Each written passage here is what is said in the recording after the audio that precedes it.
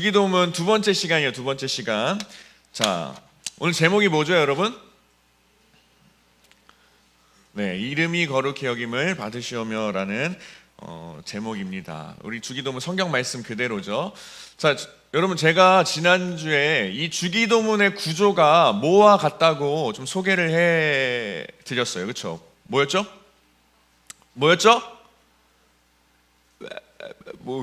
다 묵음이에요. 햄버거였죠, 햄버거. 그래서 이게 어떤 구조냐면요, 여러분 보이시나요? 혹시 이런 구조예요. 저 야채 싫어해요. 그래서 야채 뺐어요.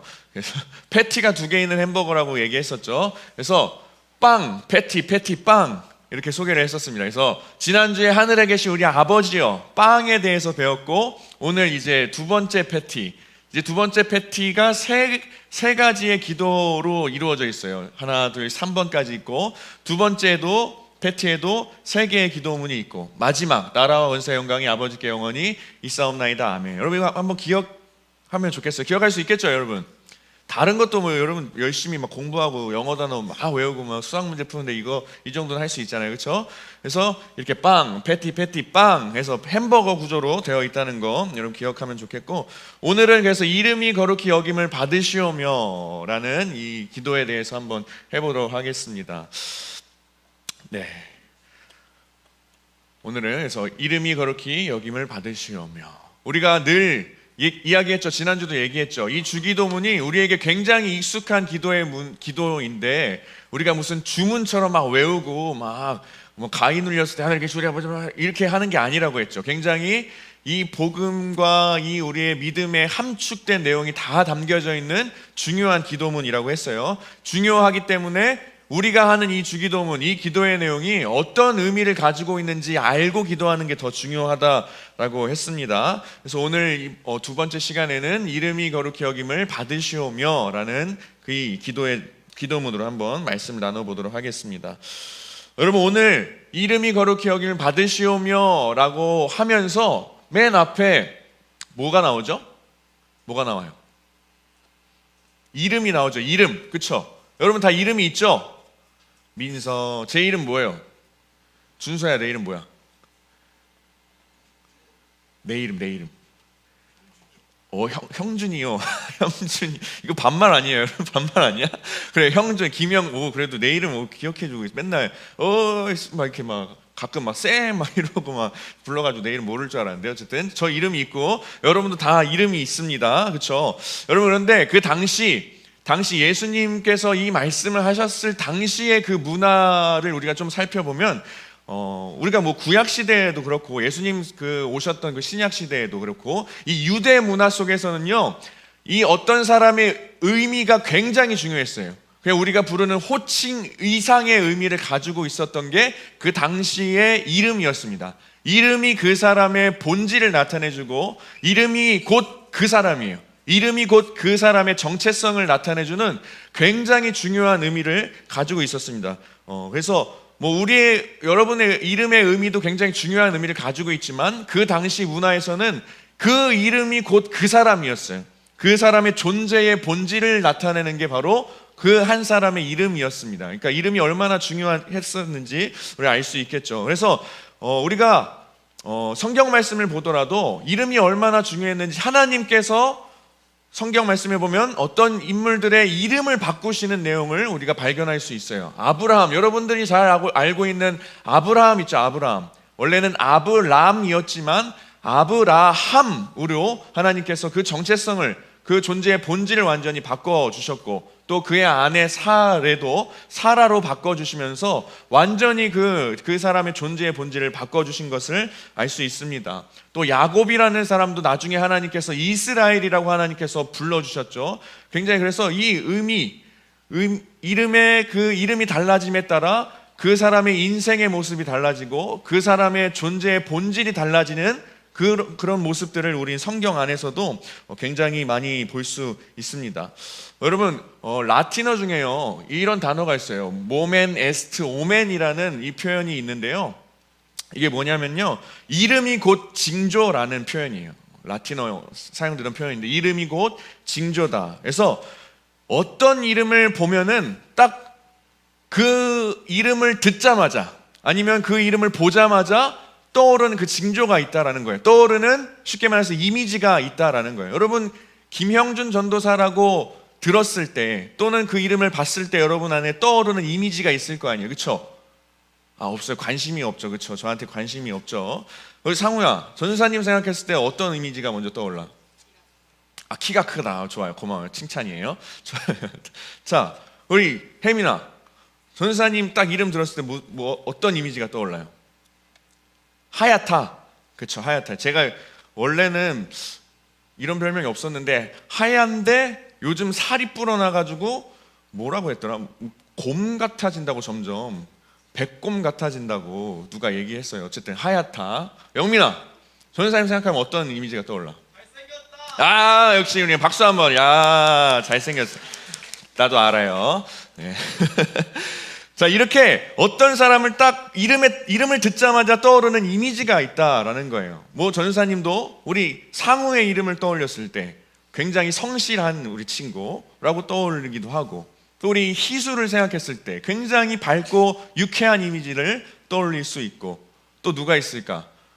우리 영민이를 봤을 때에는 까불이지만 나름 진지한 까만 친구, 이런 이미지, 이런 게 떠오를 수 있어요. 그리고 또 누가 있을까? 누가 해볼까요? 우리 은수 약간 츤데레, 말 안 듣는 것 같은데 할 건 또 다 하는 우리 은수의 그런 이미지가 있죠. 그리고 예린이는 어떤 이미지가 떠오를까? 당연히 양궁부터 떠오르겠죠. 양궁 퓨 하는 거. 어쨌든 여러분 각자 지금 앉아있는 주변에 있는 친구들만 보더라도 이 사람의 이름을 듣거나 보기만 해도 당장에 떠오르는 이미지가 분명히 있습니다. 이미지가 분명히 있을 거예요. 그렇죠? 그래서 이 이름이 굉장히 중요하다라는 거예요. 이름. 그런데 오늘 말씀 하나님의 이름, 그 이름이 거룩히 여김을 받으시오며라고 이야기하고 있어요. 하나님의 이름이. 여러분 성경 인물들도 떠오르는 이미지가 있죠. 다윗 했을 때 떠오르는 이미지가 뭐예요, 여러분? 그렇지. 우리 현채가 지금 휴 해가지고 막 했는데, 그렇죠. 물맷돌, 이 어린 그 소년임에도 불구하고 골리앗을 무찔렀던 그 다윗의 이미지가 떠오르기도 하고, 아브라함 하면은 떠오르는 이미지가 또 있기도 하고, 이삭을 생각하면 떠오르는 이미지가 우리의 머릿속에 그려지기도 하고, 솔로몬 여러 가지 성경 인물들을 딱 얘기했을 때 우리 안에 그 사람에 대해, 그 인물에 대해 떠오르는 이미지들이 우리에게 있다라는 거예요. 신약 시대에 가서 볼 때에도 예수님의 12제자 인물들 한 명 한 명씩 볼 때에 떠오르는 이미지가 분명히 있을 것입니다. 여러분, 그런데 신약 성경에서 사도 바울이라는 사람, 굉장히 제가 많이 소개하고 설교 말씀에 얘기했던 사도 바울이라는 사람, 이 사도 바울을 딱 얘기했을 때 여러분 떠오르는 이미지가 뭐가 있습니까? 뭐가 있어요? 은수야, 사도 바울 했을 때 떠오르는 이미지가 뭐가 있어요? 갑자기 실어증이 이렇게 말을 못하게 된 거예요. 사도 바울 했을 때 뭐가 있을까요? 어떤 이미지가 떠올라요? 어떤 이미지가 떠올라요? 별 생각이 없어요. 별 생각. 우리 유라쌤 혹시 사도 바울 어떤 이미지가 떠오르시나요?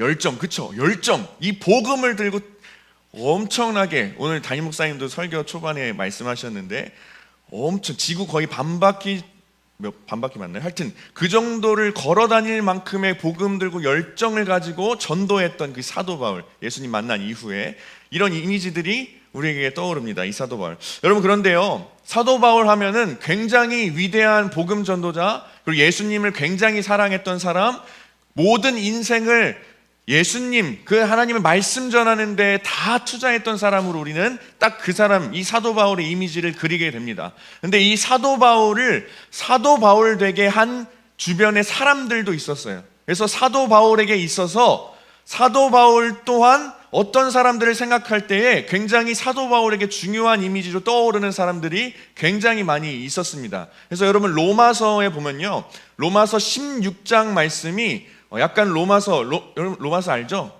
로마서 알죠? 제가 우리 현빈이 어디지? 현빈이 왔어요?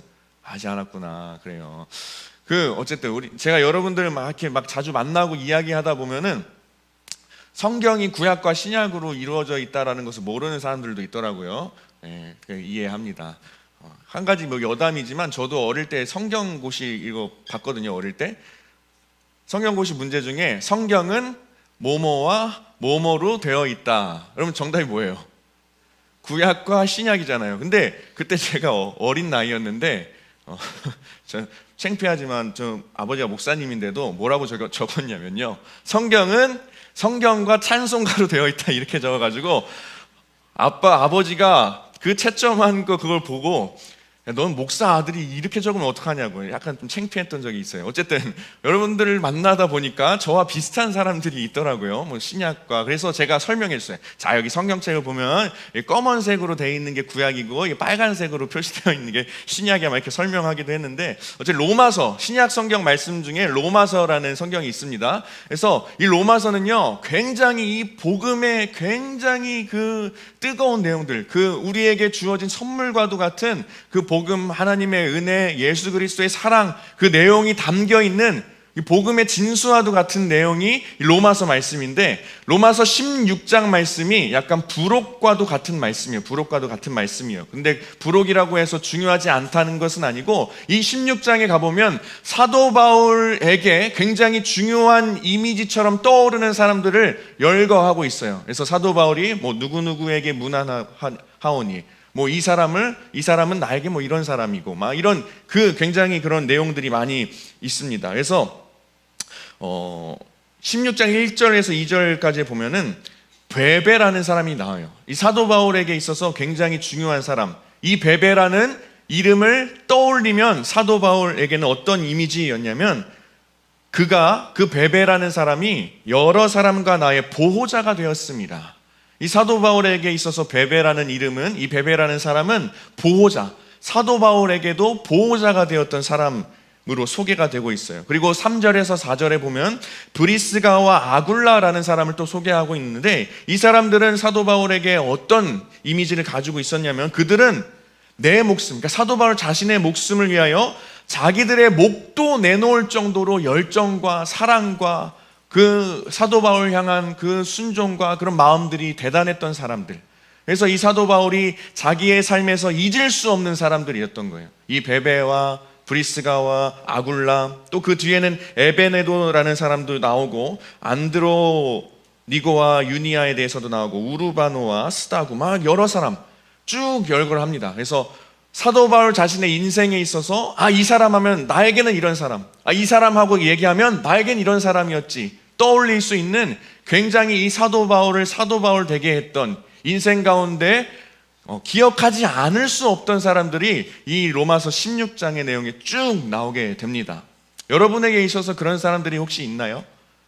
아직 뭐 고등학교 생활을 하는 가운데 있지만, 나중에 가서, 저는 한번 이 말씀을 준비하면서 내가 사도 바울처럼 위대한 사람은 아니지만 나에게 딱 누구 했을 때 이런 이미지들이 떠오르게 하는 사람들이 누가 있을까, 나도 한번 글을 적어보게 된다면 어떻게 적어보게 됐을까 했을 때 우리 고등부 선생님들을 저는 떠오르게 됐어요. 그래서 뭐 많은 여기 계시는 모든 선생님들을 이 사도 바울이 뭐 베베와 브리스가 아굴라를 어떤 사람 뭐 굉장히 좋게 평가하고 좋은 이미지, 사도 바울을 사도 바울 되게 했던, 이 인생에서 잊을 수 없는 사람들을 다 썼던 것처럼 저도 우리 고등부 선생님들을 그렇게 적어볼 수 있지 않을까 하는 생각했어요. 뭐 다 모든 분들을. 그래서 우리 부장 선생님, 뭐 제가 적응하지 못하고 정신 못 차릴 때 늘 사랑과 섬김으로 저를 도와주신 우리 양세강 선생님, 뭐 이렇게 쭉 한 분 한 분씩 다 쓸 수 있지 않을까라는 생각을 해보게 되었습니다. 여러분에게도 그런 사람들이 있는지, 여러분 주변에 우리 뭐 유리에게는 민수가 될 수도 있겠고, 그렇죠? 우리 영민이에겐 태연이가 될 수도 있겠고, 우리 현채, 뭐 재승이, 정우, 덕훈이에게는 우리 황상필 선생님 될 수도 있겠고, 우리 주한 쌤이 될 수도 있겠고, 뭐 그런 사람들, 여러분 그런 사람들이 여러분의 인생 가운데 있다는 게 얼마나 큰 행복인지 여러분 좀 느낄 수 있으면 좋겠어요. 그래서 세상 아무거 없어도 괜찮으니 이 사도 바울처럼 내 인생에 정말 기억할 수 있을 만한 이름이 내 안에 남아있다는 것이 참 행복이지 않을까라는 그런 생각도 제가 이 말씀을 준비하면서 생각해보게 되었습니다. 어쨌든 이 이름에는 이름을 듣자마자 이런 이미지들이 우리에게 떠오른다라는 거예요. 이름을 보자마자 우리에게 떠오르는, 그려지는 그 이미지들이 있다라는 것입니다. 여러분, 그렇다면 하나님의 이름이 거룩히 여김을 받으시옵소서라고 했는데 하나님의 이름에 대해서 이야기를 하고 있는 거예요. 하나님의 이름에 대해서 이야기를 하고 있는 건데, 여러분, 그럼 하나님의 이름은 도대체 뭘까요? 하나님의 이름 도대체 뭘까요? 하나님의 이름. 여러분, 하나님의 이름에 대해서 생각해 본 적이 있나요? 우리가 뭐 하나님 아버지 우리가 부르긴 하지만 이 하나님의 이름에 대해서 생각해 본 적은 거의 없을 거예요. 그래서 여러분, 출애굽기 3장 13절에 보면요, 이 모세가 하나님께 하나님 도대체 당신의 이름은 무엇입니까? 당신의 이름은 무엇입니까? 이 하나님께서 모세에게 이제 이스라엘 백성들을 이끌고 지도자로서 임명을 하실 때에 너는 이스라엘 백성들에게 가서 이렇게 해라 라고 명령을 하십니다. 그때 이 모세가 하나님, 그 사람들에게 가서 그러면은 하나님에 대해서 뭐라고 설명을 해야 합니까? 하나님이 누구라고 설명을 해야 합니까? 하나님, 도대체 당신의 이름은 무엇입니까? 라고 모세가 물었던 거예요. 여러분, 그런데 모세가 하나님의 이름에 대해서 물었을 때 하나님께서 어떻게 대답하셨을까요? 뭐라고 대답하셨냐면요, 뭐 예를 들어서 저에게 누구냐고 물어보면 저는 김영준입니다, 뭐 이렇게 이름을 얘기하고 자기에 대해서 설명을 하는 게 보통 일반적인 것인데, 모세가 하나님 당신의 이름이 도대체 뭡니까? 라고 물어봤을 때 하나님께서 대답하십니다. 뭐라고 대답하셨냐면, 나는 나야. 나는 그냥 나야. 우리 성경 말씀을 보면 나는 스스로 있는 자야. 여러분, 이게 대답이 될까요? 나는 나야. 어떤 사람이 저에게 당신 누구십니까? 했을 때 전 저예요, 이렇게 이야기하면 그게 대답이 될까요? 근데 하나님께서 그렇게 대답하셨다라는 거예요. 그래서 영어로 말하면 I am who I am. 나는 나야. I am who I am. 나는 스스로 있는 자야 라고 하나님께서 대답하십니다. 물론 하나님의 대답이겠죠. 그런데 생각해보면 이게 참 대답인지 아닌지, 이게 대답이 될 수가 없다라는 것을 우리가 생각해 볼 수 있어요. 사실은 하나님께서 자신의 이름을 드러내기를 거절하신 거예요. 자신을 소개하기를, 자신의 이름을 드러내기를 하나님께서 거절하신 것입니다. 왜 거절하셨을까요? 여러분, 하나님의 이름, 왜 하나님께서 자신의 이름을 드러내기를 거절하셨을까요? 그 이유는 우리가 하나님이라는 그 위대한 분을 이 인간의 언어 안에 다 담을 수 없기 때문입니다. 우리의 생각의 한계 안에 담을 수 없는 분이기 때문에, 이 이름이라는 언어 안에 하나님이라는 위대한 분을 다 담을 수 없는 분이 하나님이기 때문에 하나님께서는 인간의 언어에 규정되거나 이 인간의 생각에 한계 지어지기엔 너무나 크신 분이기 때문에 하나님께서 자기 자신의 이름을 드러내기를 거절하신 것입니다. 거절하신 거예요. 여러분, 하나님은 우리의 인간 언어 안에 담을 수 없는 위대한 분이십니다. 여러분, 믿으십니까? 이 믿음으로 살아갈 수 있는 여러분 될 수 있길 바랍니다. 우리의 생각으로는 담을 수 없는 분이 하나님이에요. 우리가 아무리 크고 넓은 생각을 할지라도 그 생각 안에 다 담을 수 없는 분이 하나님이시기 때문에 하나님이 자신의 이름을 드러내기를 거절하시고, 나는 나야, 나는 스스로 있는 자야, I am who I am 이라고 하나님께서 말씀하신 거예요. 여러분, 하나님에 대해서 다 알 수 있나요? 난 하나님에 대해서 다 알 수 있다라고 이야기할 수 있는 사람, 다 알 수는 없어도 난 하나님에 대해서 굉장히 많이 알고 있어라고 대답할 수 있는 사람 여기 있을까요? 하나님에 대해서 더 깊이 알아가려고 노력하고 하나님을 더 바라보면 바라볼수록, 하나님과 교제하고 더 깊은 그 관계를 맺어가면 맺어갈수록 더 알 수 없는 분이 하나님이신 것 같아요. 더 알 수 없는 분이 하나님이신 것 같아요. 여러분, 그래서요, 이 세상에서 가장 위험한 사람이 누구냐면요, 하나님을 알 수 있다, 하나님을 알고 있다, 하나님을 다 알고 있다라고 이야기하는 사람이 이 세상에서 가장 위험한 사람입니다. 여러분, 하나님이라는 분은요, 알면 알수록 모르겠는 분이 하나님이에요. 왜냐하면 우리의 생각 안에 담기지 않는 분이기 때문에, 우리의 생각과 사고와 이 우리의 인간의 언어 안에 담을 수 없는 분이 위대한 하나님이시기 때문에 하나님을 더 알면 알수록, 알고 싶어서 알도록 노력할수록 더 모르겠는 분이 하나님이 되어야 한다라는 거예요. 하나님을 다 안다고 말하는 사람 굉장히 위험한 사람입니다. 여러분, 그래서 여러분 공부 다들 거의 열심히 하고 있는데 공부도 마찬가지예요. 여러분, 공부 어때요? 열심히 하는 사람들은요 이런 태도가 나타나요. 공부를 열심히 하면 열심히 할수록 모르는 것이 굉장히 많다라고 느끼게 되는 게 또 학문의 영역 아니겠습니까? 그렇죠?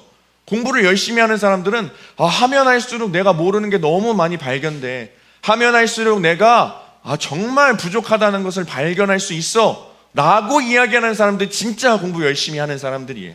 여러분, 주변에 굉장히 위험한 사람들은 애매하게 공부해놓고 나 다 알아, 나 다 문제 풀 수 있어.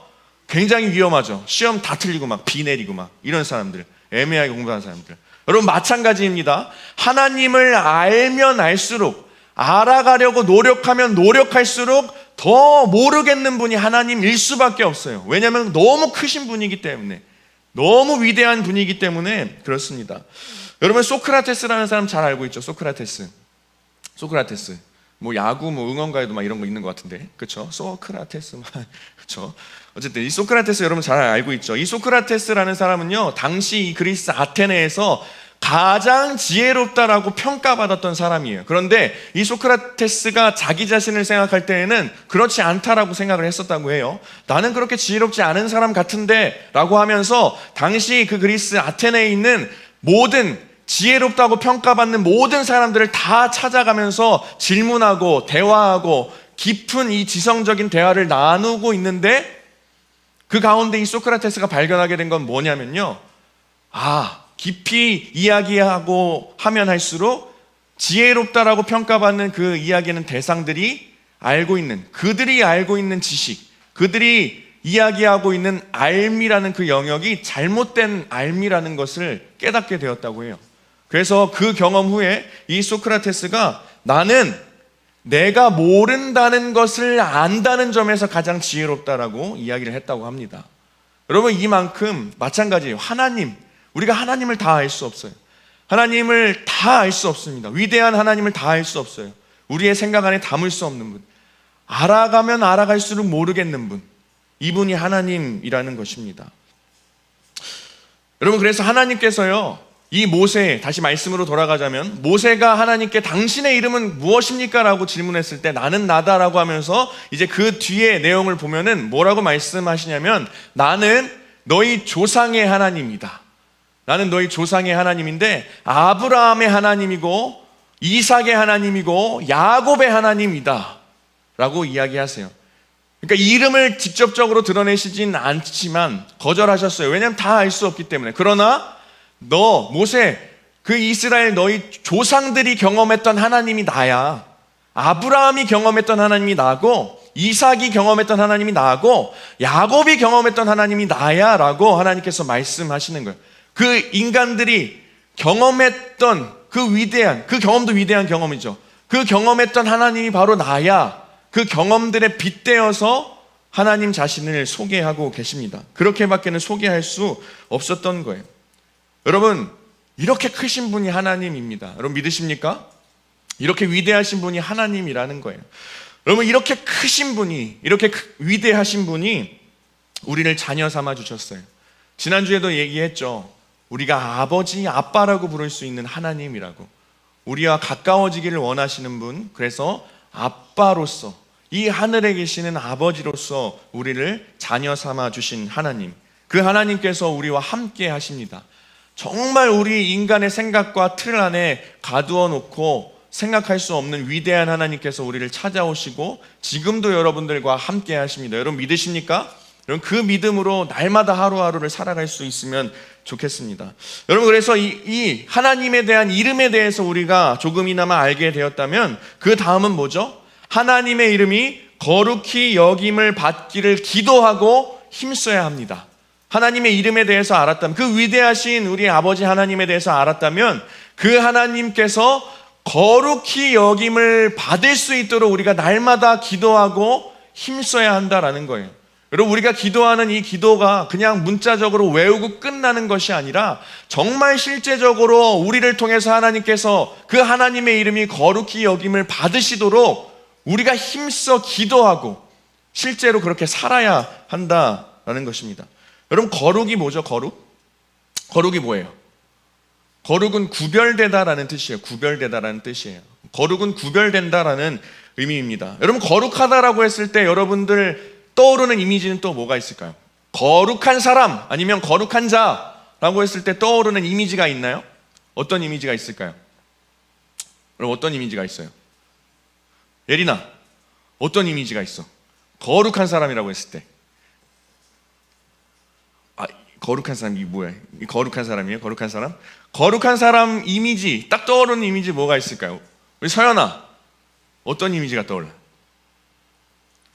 째려보는 거야 지금? 뭐 이렇게 째려보는 거예요? 어떤 이미지가 있을까요? 우리 또 선생님들께 물어봐야 되나? 자, 우리 민석쌤, 거룩한 사람, 거룩한 자라고 했을 때 떠오르는 이미지가 뭐가 있을까요? 현채요? 현채? 그럼 현채야, 거룩하다라고 했을 때 떠오르는 이미지가 뭐가 있어요? 깨끗한 사람, 굉장히 추상적이긴 한데 깨끗한 사람. 또 뭐가 있어? 유라, 어떤 이미지가 있어? 거룩하다라고 했을 때.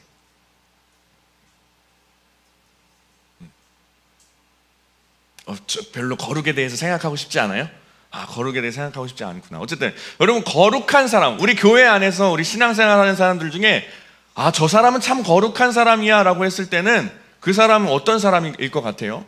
뭔가 우리 예수교 안에서 예배드리는 사람 중에 거룩한 사람 누구일까요? 막 이렇게 생각해 보게 된다면 찬양 시간에 손 들고 찬양하고, 기도할 때 일어나서 기도하고, 막 열심히 뜨겁게 목소리 높여서 소리 지르면서 부르짖으면서 기도하는 사람, 뭐 이런 이미지가 여러분 떠오르지 않나요? 그렇죠?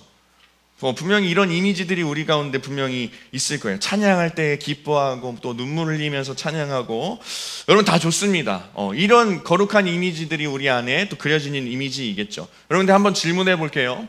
우리가 생각하고 있는 거룩한 사람들의 이미지가 있습니다.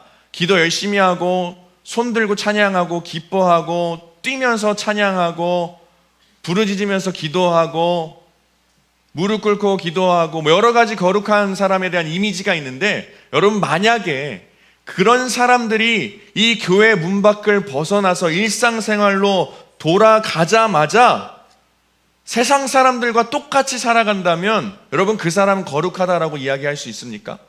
만약에 저도 지금 이 앞에서 여러분들과 함께 말씀을 나누고 있지만 할렐루야 막 아멘 막 이렇게 하다가 갑자기 교회 문을 나가는 순간 막 뭐 다 풀어 헤치고 넥타이 뒤집어 던지고 막 욕을 하면서 막 다니고 막 사람들한테 손가락질하고 이런 모습을 여러분 저에게서 만약에 발견하게 된다면 여러분 저를 향해서 거룩한 전도사라고 이야기할 수 있겠습니까?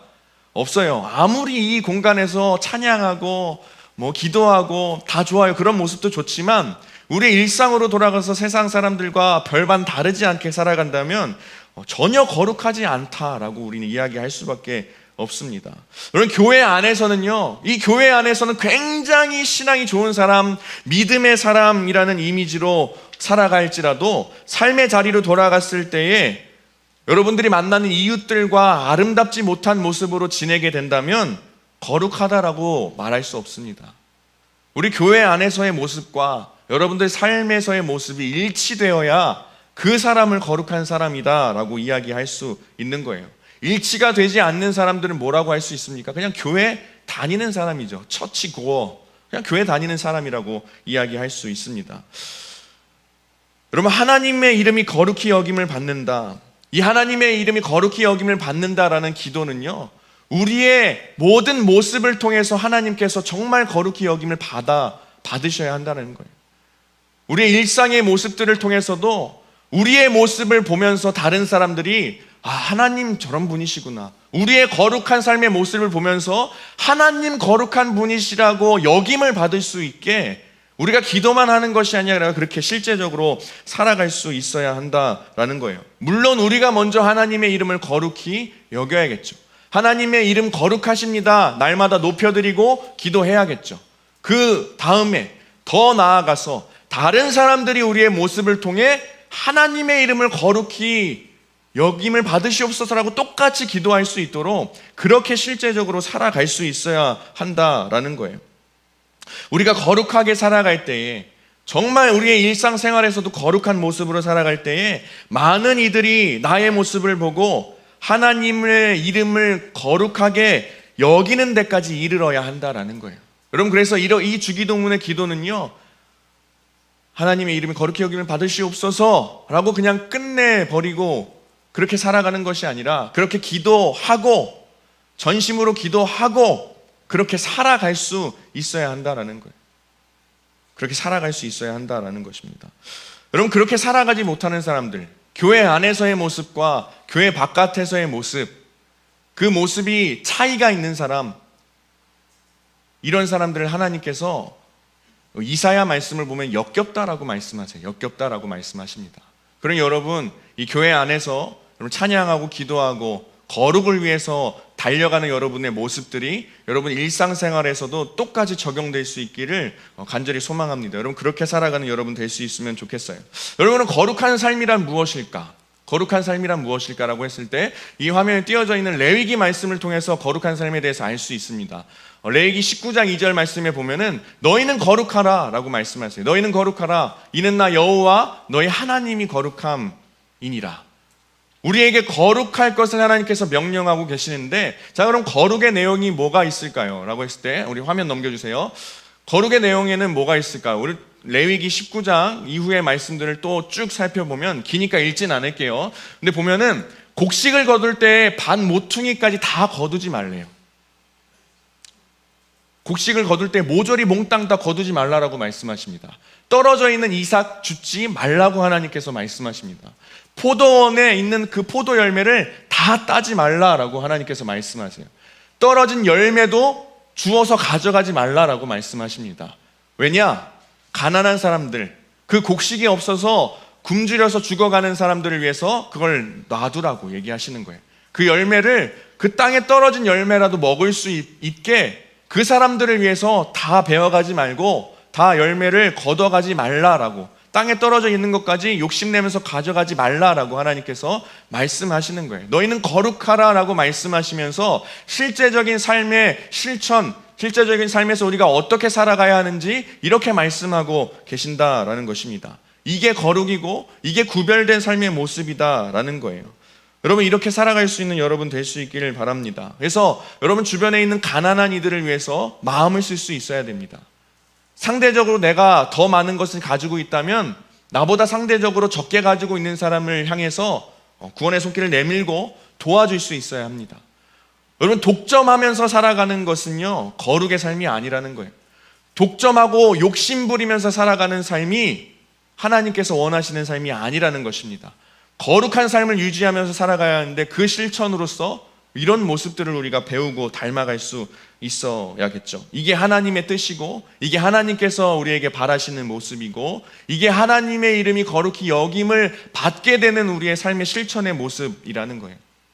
지금 여러분 실제적으로 농사를 짓고 포도 농사를 짓는 사람은 없겠지만 우리의 마음이 그러해야 한다라는 거예요. 가난한 이들을 향해서 한 번 더 돌아보고, 받은 사랑이 너무나 크잖아요. 하나님의 사랑이.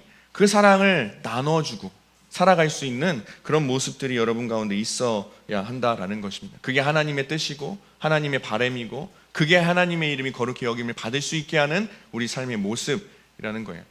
여러분, 거룩할 성자라는 한자 여러분 본 적이 있나요? 거룩할 성자? 이게요, 나눠볼 수 있는데 이 왼쪽에 구몬 한자 다 했죠? 구몬 한자?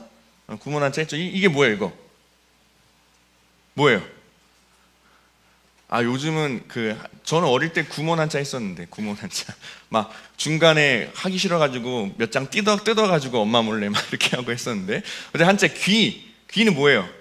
듣는 거죠. 그리고 이 오른쪽부터 이 밑에까지는요, 정자인데 보이다, 나타내다라는 의미를 가지고 있는 한자입니다. 그래서 이 귀와 귀와 보이다, 나타내다라는 의미를 가지고 있는 정자가 합해진 그 한자가 바로 거룩할 성자예요. 이 단어의 의미를 보더라도 거룩하다라는 게 어떤 의미라고 우리는 알 수 있을까요? 거룩하게 살아가는 것. 늘 우리의 귀를 하나님께 열어놓는 거예요. 귀를 하나님께 집중하는 거예요. 하나님의 뜻이 무엇인지 하나님께서 원하시는 것이 무엇인지 우리가 귀를 하나님께로 향해 있어야 한다는, 귀를 열고 하나님의 말씀을 듣고 하나님의 뜻을 들어야 한다라는 거예요. 그리고 나타내다, 보이다, 들었다면 이제 나의 인생을 통해서 드러낼 수 있어야 한다는 거예요. 나타낼 수 있어야 한다는 거예요. 하나님의 말씀을 듣고 하나님의 뜻이 무엇인지 들었다면 듣고 끝내는 것이 아니라 나의 삶에서 나타내고 보일 수 있어야 한다라는 거예요. 이게 거룩이라는 것입니다. 이게 거룩이라는 거예요. 그래서 여러분 주변에 고통받고 아파하는 사람들이 있다면 함께 그 아픔을 함께 나누고 슬픔을 함께 나누고 기쁜 일이 있을 때에도 기쁨을 함께 나누는 그런 삶을 여러분 살아야 한다라는 거예요. 사람들 사이의 신뢰관계를 허물지 않는 삶, 배려하는 삶, 자비가 넘치는 삶이 바로 거룩한 삶이에요. 좀 쉽게 이야기한다면 남들의 그 마음, 나와 가족이 아닐지라도 남들의 삶까지 내가 공감해 줄 수 있는 삶이 거룩한 삶이라는 거예요. 이게 뭐 F와 T의 문제가 아니고 그들의 삶을 공감해 줄 수 있어야 한다는 거예요. 함께 나누고 기쁨도 나누고 슬픔도 나누고 애통함, 비참함까지 다 나눌 수 있는, 나만 중요한 게 아니라 내 주변에 있는 이웃들도 나에게 소중하다라는 생각으로 공감하고 함께 나누는 삶이 바로 거룩한 삶이라는 거예요. 여러분 요즘은 나는 나고 너는 너야 하고 선을 긋고 살아가는 사람들 굉장히 많이 있죠. 이건 거룩한 삶이라고 할 수 없습니다. 그 속에서 하나님께서 영광 받으실 수 없어요. 여러분 함께 공감하고 함께 나누고 함께 사랑하고 챙겨주고 배려하고 자비의 마음으로 살아갈 수 있는 여러분 될 수 있길 간절히 소망합니다. 여러분 제가 이 말씀을 준비하면서 이 주기도문에 대해서 여러 책을 막 참고하고 했었는데 웨스트민스터 소요리 문답이라고 있어요. 예전에 오래전에 영국에서 이제 이 하나님의 말씀을 기준으로 교리에 대해서 정리한 책이 있는데 거기에 보면 이렇게 이야기하고 있습니다. 우리 마지막으로 이거 한번 읽어보도록 하겠습니다. 시작. 사람의 제일 되는 목적은 하나님을 영화롭게 하고 영원토록 그분을 즐기는 것이다 라고 이야기하고 있습니다. 여러분 우리가 창조된 목적은요 하나님께 영광을 올려드리기 위해서 창조되었어요. 다시 말해서 하나님 그분의 이름이 거룩히 여김을 받도록 하는 역할을 감당하기 위해서 우리가 이 땅 가운데 태어났다라는 거예요. 창조되었다라는 거예요. 여러분 창조의 목적이 하나님께 영광 올려드리는 게 우리의 창조의 목적이기 때문에 우리 창조의 목적대로 살아가는 것이 가장 기쁜 삶이에요. 가장 즐거움을 누릴 수 있는 삶입니다. 이 세상에 모든 수많은 가치가 있지만 창조된 목적대로 하나님께 영광 올려드리는 삶, 거룩한 삶, 하나님의 이름이 높임을 받고 거룩히 여김을 받도록 하는 우리의 삶, 그렇게 살아갈 때 여러분 참 기쁨과 참 즐거움을 누릴 수 있다라는 것을 기억하면서 여러분 날마다 그 하나님을 위해서 살아가는 여러분 될 수 있길 간절히 소망합니다. 너무 크고 위대하신 그 하나님, 사랑 넘치는 하나님이 우리를 찾아오셨죠. 이제는 그 하나님의 이름이 거룩히 여김을 받도록 여러분 삶에서 기도하고 실제적으로 실천할 수 있는 여러분 될 수 있길 간절히 축복합니다. 할렐루야.